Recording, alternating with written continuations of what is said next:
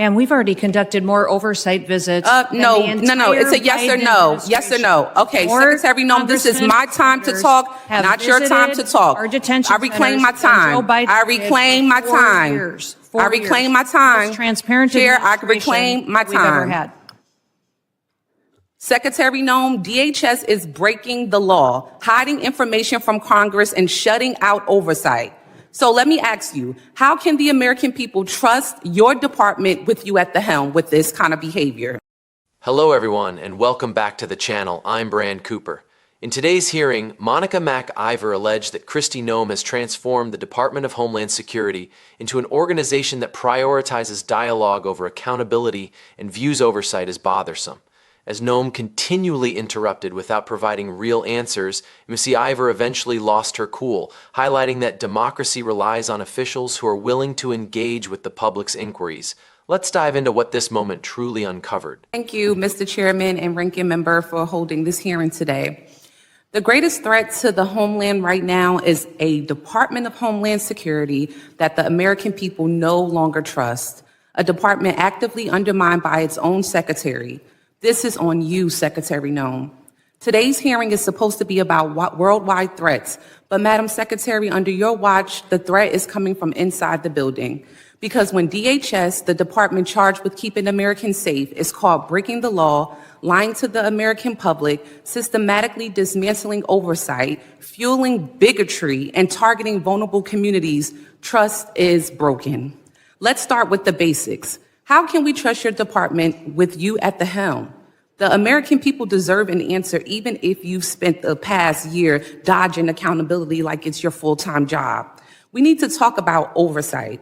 Oversight is not optional. It is not a courtesy because you feel like it. It is not something you entertain only when it's politically convenient to you. Yet, time and time again, Secretary Noem, you have treated congressional oversight as an inconvenience at best, and at worst, something to be invaded, ignored, or denied altogether.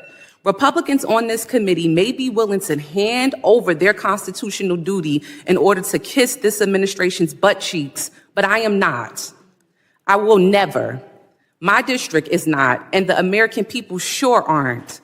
While Republicans turned this hearing into a praise fest for your failed tenure, communities across America, including mine in New Jersey, are made less safe because DHS under your leadership has become unproductive and malicious.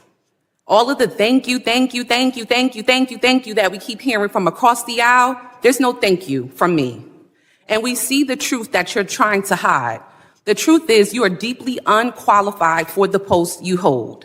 This is on full display in the way you treat the people in this body, myself included, who have been elected to serve our communities and keep them safe. Representative Grajava, Senator Padilla, myself and others whose character, integrity, and bodies were attacked by your department without evidence and without apology. Far beyond being disrespectful, you have shown a complete disregard for the oversight authority granted to us by law. You have repeatedly shown that you will target whoever you want, whenever you want, without accountability. Members of Congress, members of our communities, and even American citizens, as many of my colleagues have continued to point out today. Secretary Noem, that's not leadership. That's not democracy. And that is not how this works. Again, this is not just about you. Don't want you to think this is just a pick on you day. This is about the Trump administration that has turned DHS into a political weapon. So I'll ask you this.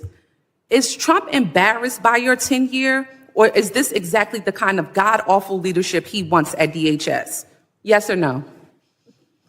Ma'am, we've already conducted more oversight visits. No. It's a yes or no. Yes or no. Okay, Secretary Noem, this is my time to talk, not your time to talk. I reclaim my time. I reclaim my time.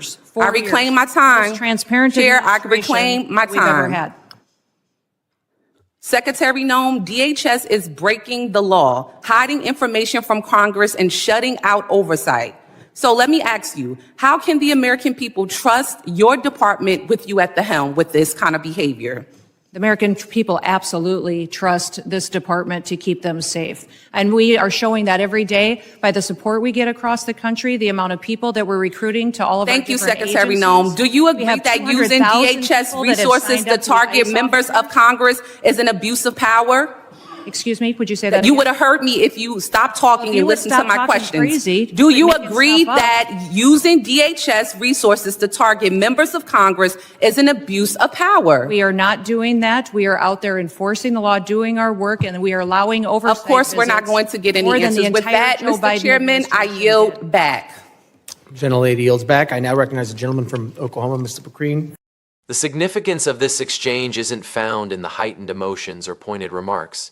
It's a real-time lesson in civics that most Americans seldom witness so distinctly. Representative LaMonica McIver isn't merely expressing frustration. She's pointing to a failure in the expected workings of democratic accountability. Her point isn't convoluted, but directly questions the system's integrity. When the Department of Homeland Security disregards congressional oversight, it ceases to be answerable to the citizens it serves. When accountability diminishes, trust doesn't gradually weaken, it dramatically falters. Oversight isn't about niceties or collaboration for its own sake, it's a constitutional obligation. Congress's role in questioning executive bodies isn't out of politeness, it's because the Constitution mandates that power should be scrutinized, limited, and regulated. MC Ivor reminds us of an easy-to-overlook reality. DHS exists because Congress established and finances it, and it's Congress's legal duty to ensure it functions lawfully. Ignoring or overshadowing this oversight role tips the power balance significantly. This makes the interruptions in this discussion so critical. When Kristi Noem repeatedly interrupts questions with broad general responses rather than direct answers, it isn't just a decorum lapse. It reveals an approach to governance. Vague statements about trust, recruitment, or enforcement might comfort a broad audience, but dodge the specific issues Congress is constitutionally bound to inspect. McIver's frustration arises from acknowledging this pattern and rejecting its normalization. Her comment, "You would have heard me if you had stopped talking," resonates because it touches on a deeper truth about accountability. Oversight requires listening. It necessitates addressing the question posed, not the one an official wishes was asked.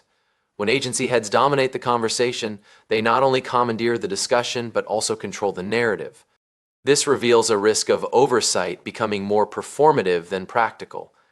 McIver also extends her argument to the legitimacy of agencies like DHS, which hold immense influence over individual lives through immigration enforcement, detention, surveillance, intelligence coordination, and emergency powers.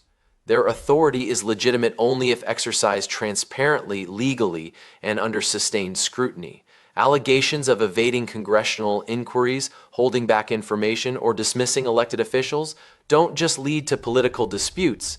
They provoke serious questions regarding whether the rules still apply equally to those in power. This is where the exchange transcends personal dynamics and touches structural issues. McIver is challenging the normalization of executive bodies choosing when and if they will answer to Congress. This mindset, even with gentle language or bureaucratic presentation, gradually wears down democratic accountability, not through grand acts, but through routine sidestepping and resistance. This lesson's impact stretches far beyond a single hearing. It illustrates democratic erosion at a procedural level, not through forceful takeovers or emergency policies, but through accumulating moments where oversight is seen as optional, inconvenient, or adversarial instead of vital. McIver's determination isn't about personal affront. It's about establishing a boundary, affirming that Congress will not relinquish its constitutional duties simply because holding an administration accountable is uncomfortable. Her persistence in not being overshadowed or accepting evasive responses is what genuine oversight should embody. This confrontation matters because it highlights the contrast between power that acts unchecked and power that is scrutinized, between presumed authority and justified authority, and between democracy as an idea and democracy in practice. If this breakdown clarified why this exchange is important beyond the video snippet itself, please like the video to help spread awareness. Subscribe for more fact-based analysis of hearings and oversight. I'm Bran Cooper, and I'll continue dissecting instances where power faces real examination, not mere discussion.